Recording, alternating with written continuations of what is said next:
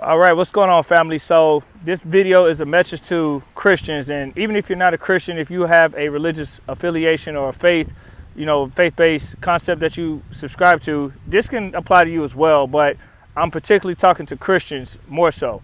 If you are going through a season where you feel like you are in a state of mind of sin and you're constantly struggling with some things, and you just feel like no matter how many times you pray about it and repent, you just don't feel like it's getting better, and you have this like struggle. And most people struggle with lust, and lust is not limited to sex or physical desire. Lust actually ranges in a broad variety of forms, like lust of money, lust for a job, lust of exercise, lust of travel, lust of food. The list goes on with lust. And as human beings, we all have some type of addiction or something that we struggle with that we feel like, man, it's a hard mountain to overcome. And a lot of that is attributed to a lot of reasons. Some people, especially in the USA, we're prone to seeing a lot of like TV, social media, and you get so many images that bombard your head. It's hard to intake that while managing, trying to stay aligned spiritually into the faith that you subscribe to. So I wanted to encourage anybody watching this that do not beat yourself up.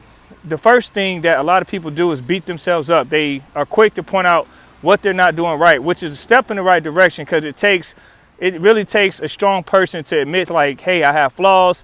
I'm not where I want to be, and I really want to do better, but I desire to do what's not right at times, right? So if you're in that mindset and you find yourself beating yourself up, guys, don't do that, because that's not going to create productivity.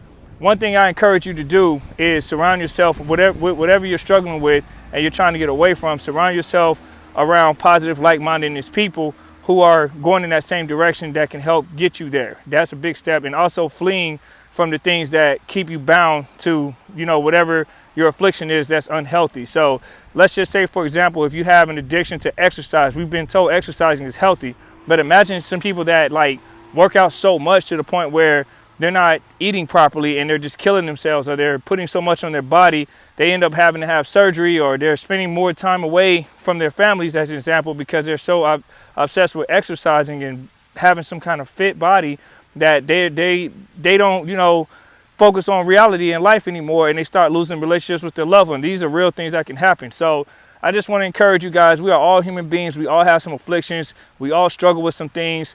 Please do not beat yourself up, and don't allow someone else to judge you, because remember, before someone had an opinion of you, God gave you a purpose. So as long as you understand that His grace is sufficient and you try your best to, when you repent, understand it's a process, but you do your best to truly walk away from the things that's bounding you, you will be set free.